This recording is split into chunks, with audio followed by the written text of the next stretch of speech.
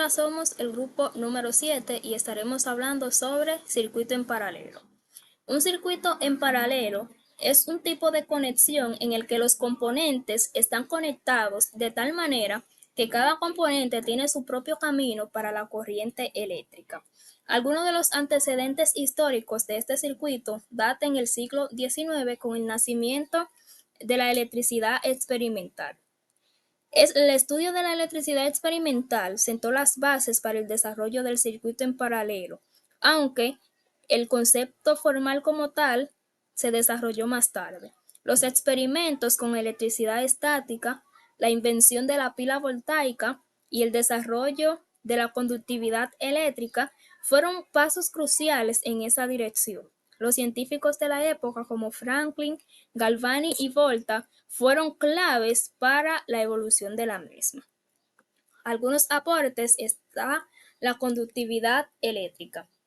Quien fue Stephen Gray demostró que la electricidad podía transmitirse a través de conductores, un concepto fundamental para el desarrollo de circuitos en general. También está la pila voltaica. La invención de la pila voltaica por Alessandro Volta en 1800 proporcionó una fuente de corriente eléctrica constante, permitiendo de esta manera experimentos más controlados. Antecedentes del circuito paralelo. Por ejemplo, que en el siglo XIX se marcó un antes y un después en el estudio de la electricidad, con la aparición de leyes y teorías que permitieron comprender y controlar de manera mejor los fenómenos eléctricos. Uno de los aportes más importantes fue el de George Simon Ohm, un físico alemán que en 1827 formuló la ley de Ohm, donde establece que la corriente eléctrica o intensidad que circula por un conductor es directamente proporcional al voltaje e inversamente proporcional a la resistencia. Posteriormente, unas décadas más tarde, en 1845, Gustav Kirchhoff, otro físico alemán también, enunció dos principios fundamentales para el análisis de circuitos eléctricos complejos. Hoy lo conocemos como las leyes de Kirchhoff. En la primera nos establece que la suma de las corrientes que entran a un nodo es igual a la suma de las corrientes que salen.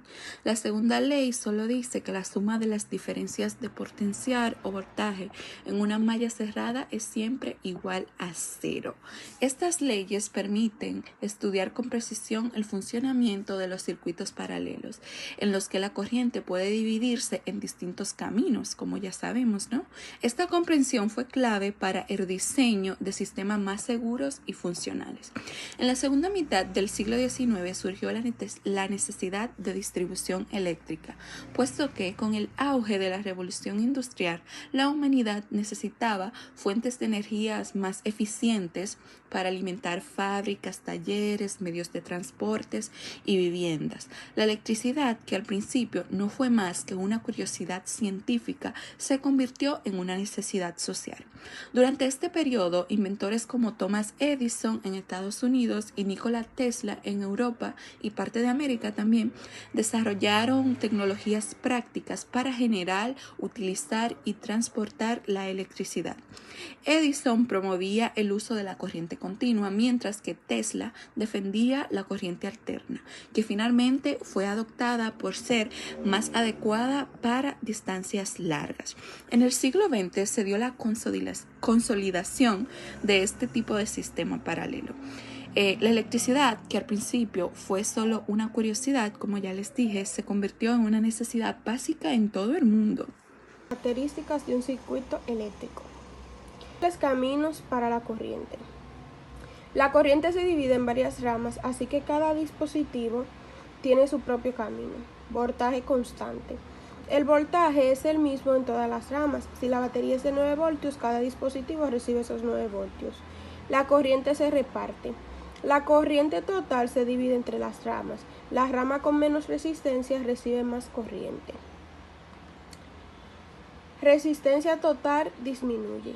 Cuantas más ramas conectemos, la resistencia total del circuito baja. Esto hace que la corriente fluya mejor. Independencia de las ramas. Si un dispositivo falla, los otros siguen funcionando. No se apaga todo el circuito. Uso de la ley de Ohm.